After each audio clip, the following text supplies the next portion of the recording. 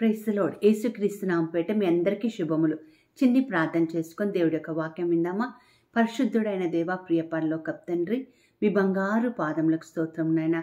గడిచిన కాలమంతా నీ కృపలో భద్రపరుచుకొని ఈ దినం నీ వాక్యం వినడానికి నీవు ఇచ్చిన అవకాశాన్ని బట్టి నీకు వందనాలు. నువ్వు మాట్లాడుతుండగా వినగలిగిన చెవులు, గ్రహించగలిగిన హృదయం, స్పందించగలిగే జీవితం మాకు దయచేయమని యేసు అతి పరిశుద్ధమైన నామం పేరట అడిగి వేడుకొంచున్నాము తండ్రి. Amen, amen, amen. ప్రియులారా, చాలామంది చెప్తూ ఉంటారు, మనం వేసుకున్న వస్త్రాలు బట్టి ఒక్కొక్కసారి మనకు ఒక పేరు, ప్రతిష్ట కూడా ఉంటుంది. ఒక డిగ్నిటీ, గౌరవంగా చూస్తూ ఉంటారు. మనం వేసుకునే మంచి బట్టలు బట్టి, మంచి వస్త్రాలు బట్టి మనకి సొసైటీలో, సంఘంలో కూడా ఒక మంచి పేరు మనం సంపాదించుకోవచ్చు. మా ఆఫీస్లో పనిచేసే ఒక వ్యక్తి ఒకరోజు ఇలా చెప్తున్నాడు, ఏంటంటే, మేడం, లోపల చినిగిపోయిన బనీన్ వేసుకున్న, బయటికి మాత్రం ఇస్త్రీ చేసిన షర్ట్ మాత్రం వేసుకోవాలి, మంచి షూస్ వేసుకోవాలి మేడం, లోపల సాక్స్ చినిగిపోయినా సరే బయట పాలిష్తో ఉన్న షూస్ వేసుకోవాలి మేడం, ఎందుకంటే మన బట్టలు బట్టే మనల్ని గౌరవించే లోకంలో మనం ఉన్నామో అని అంటూ ఉంటాడు. నిజమేమో అని కూడా ఒక్కొక్కసారి అనిపిస్తుంది. 10 మందిలో మనం తిరుగుతూ ఉన్నప్పుడు మంచి వస్త్రాలు వేసుకోవాలని మనందరికీ తెలుసు. అదేవిధంగా దేవుడు ఈరోజు మనని ఎలాంటి వస్త్రాలతో కప్పుతున్నాడో, ఎలాంటి వస్త్రాలు ధరించుకోవాలని చెప్తున్నాడో ఈరోజు మనం నేర్చుకోవడానికి ప్రయత్నం చేస్తున్నాం. మనం చూద్దాం. మత్తయి సువార్త 22వ అధ్యాయం 11 నుండి 13 వచనాలు మనం చదివినట్లయితే, ఒక వివాహ మహోత్సవానికి ఒక వ్యక్తి పెళ్లికి వస్త్రాలు వేసుకోకుండా వచ్చినప్పుడు అక్కడున్న వ్యక్తి అడుగుతున్నాడు, ఏమయ్యా, నువ్వు పెళ్లి వస్త్రాలు వేసుకోకుండా, మంచి బట్టలు వేసుకోకుండా వచ్చావంటే, అతను మౌనంగా ఉన్నప్పుడు అతన్ని అక్కడి నుంచి వెళ్ళిపోమని చెప్తున్నట్టుగా మనం చూస్తూ ఉంటాం. ఈ పెళ్లి వస్త్రాలు ఎవరు, పెళ్లి కుమారుడు ఎవరు అంటే మరి నీతి వస్త్రాలు అని మనము సాదృశ్యంగా పలుకోవచ్చు. అదే మాట మరి ప్రకటన గ్రంథం 19:8లో మనం చూసినట్లయితే నీతి వస్త్రాలు వేసుకోవాలని దేవుడు మనకు నేర్పిస్తున్నాడు. మరి మహిమా వస్త్రాలు మనం వేసుకోవాలని దేవుడు నేర్పిస్తున్నాడు. పవిత్ర వస్త్రాలు, మహిమా వస్త్రాలు, నీతి వస్త్రాలు మనం వేసుకొని ధరించుకోవాలని మనం నేర్చుకుంటున్నాం.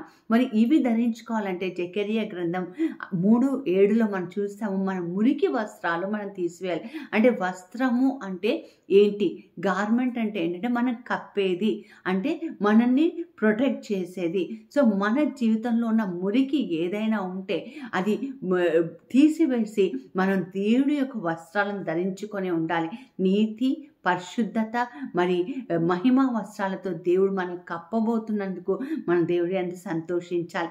చూడండి, కొలసీ పత్రిక 3వ అధ్యాయం 12 నుంచి 14 వచనాలు ఇంకొన్ని వస్త్రాలు ధరించుకోమని పరిశుద్ధాత్మ దేవుడు పౌలు ద్వారా మాట్లాడుతున్నాడు. ఏమని చెప్తున్నాడంటే, జాలిగల మనసు, అంటే మనసుని ఒక వస్త్రంగా, జాలితో నింపి దాన్ని ఒక వస్త్రంగా కప్పుకోమంటూ ఉంటారు. కొంతమందికి చాలా కోపంగా ఉంటుంది కదండి. జాలి అనే, దయ అనేది చాలా తక్కువగా ఉంటుంది. ఎంత కోపంగా ఉంటారంటే, తిన్నావా అంటే ఏ పెడతావా అన్నంత కోపంగా చూస్తూ ఉంటారండి. జాలి గల మనసును ధరించాలని దేవుడు చెప్తున్నాడు. అలాగే దయాళత్వమును, వినయమును, సాత్వికతము, దీర్ఘశాంతము ధరించుకొనడి. ఈ గార్మెంట్స్, ఈ వస్త్రాలు మనం ధరించుకోవాలి. దయ, సాత్వికత, జాలి, వినయము మనం నేర్చుకోవాలండి. ఈరోజు ఒక ఆత్మ పరిశీలన చేసుకుందామా. ఇలాంటి వస్త్రాలు మనకు ఉన్నాయా? మనం వేసుకోవడానికి చాలా బట్టలు ఉండవచ్చండి, చాలా వస్త్రాలు ఉండవచ్చండి, కానీ మనం వేసుకోవాల్సింది, మనం ధరించుకోవాల్సింది ఆత్మపరంగా, ఆత్మీయ పరంగా ధరించుకోవాల్సిన వస్త్రాలని ఈరోజు పరిశుద్ధాత్మ దేవుడు మనకి జ్ఞాపకం చేస్తున్నాడు. అలాగే మనం చూద్దాం. 1 పేతురు 5వ అధ్యాయం 5వ వచనంలో, దీన మనసు అను వస్త్రము ధరించుకొని మిమ్మల్ని మీరు అలంకరించుకోనండి. చాలా అలంకరణ అంటే చాలా మందికి ఇష్టం. ఇదివరకు కాలంలో ఆడవాళ్ళు మాత్రమే అలంకరించుకునే వాళ్ళండి, కానీ ఈ మధ్య కాలంలో చూస్తున్నాను మగవాళ్ళు కూడా బాగా అలంకరించుకుంటూ ఉన్నారండి. పెళ్లి బట్టల్లో చూస్తున్నాం, వాళ్ళు కూడా ముత్యాల హారాలు, మరి కెంపుల హారాలు వేసుకుంటూ ఉన్నారు, అలంకరించుకుంటూ ఉన్నారండి.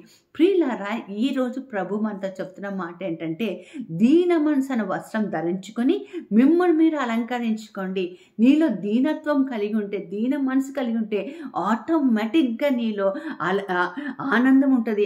ఆనందమే ఒక అలంకరణంగా, ఒక డైమండ్ సెట్ లాగా నువ్వు మెరుస్తూ ఉంటావని సత్యాన్ని నువ్వు తెలుసుకోవాలి.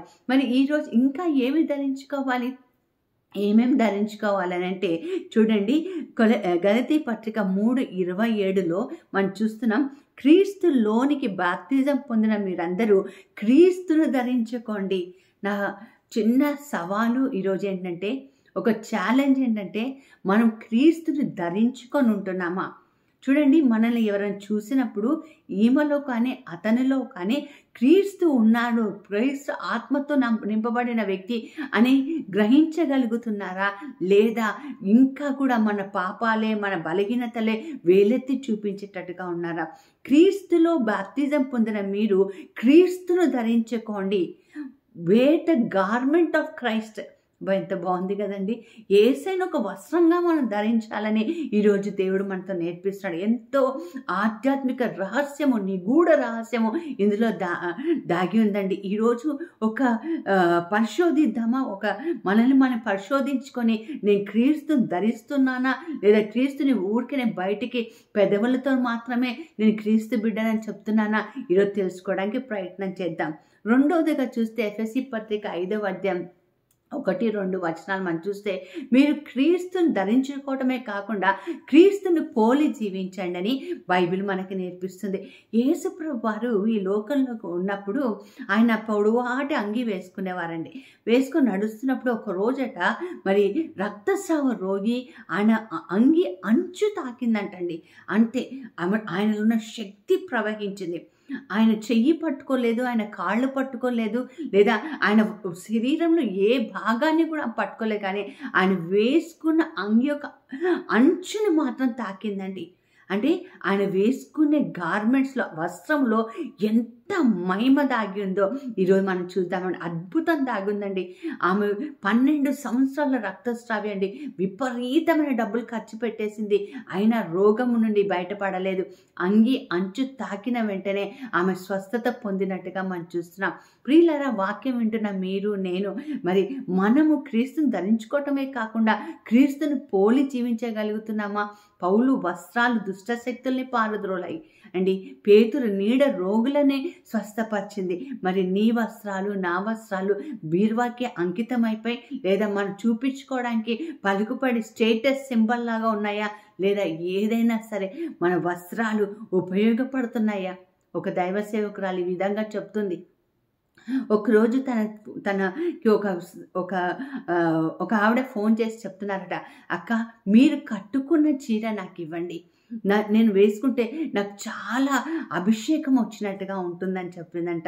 ఎప్పుడో ఒక రోజు వాళ్ళ ఇంటికి వచ్చినప్పుడు తను చీర ఇచ్చి ఉండొచ్చు, దానివల్ల ఆమె అభిషేకం పొందిందట. నాకు తెలిసిన చాలామంది ఈ విధంగా చెప్పడం నేను విన్నానండి. మరి నీ సంగతి, నా సంగతి ఏంటి? ఈరోజు ప్రశ్నించుకుందామా? అలాగే మనం చూస్తామండి, మరి నిన్నటి రోజు కూడా నేర్చుకున్న ఎఫెసీ 6లో సర్వాంగ కవచాలు వస్త్రాల్లాగా ధరించుకోవాలని మనం చూసుకున్నాం. ఎఫెసీ పత్రిక 5:2లో ప్రేమ అన్న వస్త్రాన్ని కప్పుకోండి. ప్రేమ అని చెప్తేనే గుండె పులకరిస్తుంది కదండి. ప్రేమ అని చెప్తేనే సిగ్గుతో తలదించుకుంటారు కదండి. ప్రేమ అని చెప్తేనే ఏదో మధురంగా అనిపిస్తుంది కదా. సుధలు ఒలికే చిరునవ్వు మన మీద వస్తుంది కదా. ఆ ప్రేమను వస్త్రాన్ని ధరించుకోమని ప్రభు మనతో మాట్లాడుతున్నారు.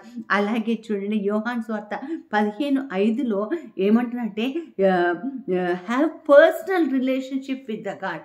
అంటే ఎలాంటి వస్త్రాలు మనం ధరించుకోవాలి అంటే, ఆయనతో వ్యక్తిగతమైన సాన్నిధ్యం కలిగి ఉండటం.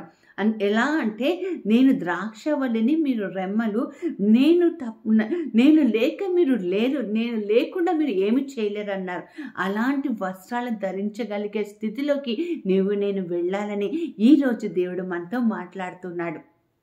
ఇలాంటి నీతి వస్త్రాలు, మహిమా వస్త్రాలు, పరిశుద్ధ వస్త్రాలు మనం ధరించుకొని, మనలోన మురికి వస్త్రాలు తీసివేసి, ఫిల్తీ క్లాత్స్ తీసివేసి, ప్రకటన గ్రంథంలో మనం చదివినట్టుగా ఈ లోకంలో అనేక శ్రమలను జయించి మంచి తెల్లటి వస్త్రములతో గొర్రెపిల్ల ముందు సింహాసనం మీద నిలబడడానికి మరి నువ్వేం చేయాలి? సువార్త అన్న వస్త్రాన్ని మనం ధరించాలి. అంటే వాక్యమైన వస్త్రాన్ని ధరించాలి. వాక్యాన్ని కేవలం చదవటమే లేదా కాసేపు వింటమే కాదండి. వాక్యాన్ని ధరిస్తే మనలో వాక్యం ప్రవహిస్తుంది. వాక్యం ప్రవహిస్తే మన జీవితంలో పరిశుద్ధత ప్రవహిస్తుంది. ప్రియులారా, ఈరోజు మరి ఏ వస్త్రాలు ధరించుకొని ఉన్నావు? నీ జీవితం పట్టు వస్త్రాలకే లేదా కాటన్ వస్త్రాలకే మరి పరిమితం అయిపోయిందా? మరి ఈరోజు దేవుడు నిన్ను అడుగుతున్నాడు, నువ్వు ఏ వస్త్రాలు ధరించుకొని జీవిస్తున్నావు? ఒకవేళ నీతి వస్త్రాలు, పరిశుద్ధ వస్త్రాలు, మహిమా వస్త్రాలు మనలో లేకపోతే ఈరోజు ప్రార్థన చేసుకొని దేవుడి సన్నిధిలో ప్రభుని అడుగుదాం. ప్రభా, నీ వస్త్రాలతో నన్ను కప్పు యేసయ్యా అని ప్రభుని మనం ప్రార్థన చేసుకుందామా? అలాంటి కృప దేవుడు మనకు దయచేయునుగాక. చిన్న ప్రార్థన చేసుకుందాం. పరిశుద్ధుడైన దేవ, ప్రియ పరలోకపు తండ్రి, మీ బంగారు పాదములకు స్తోత్రంలో నాయన.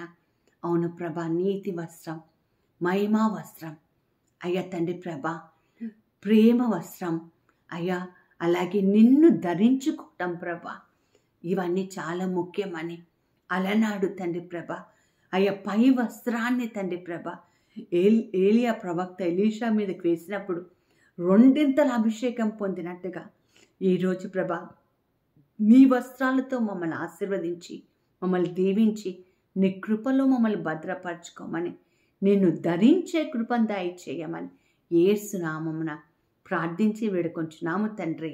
Amen, amen, amen. Clothe yourself with righteousness. God bless you all.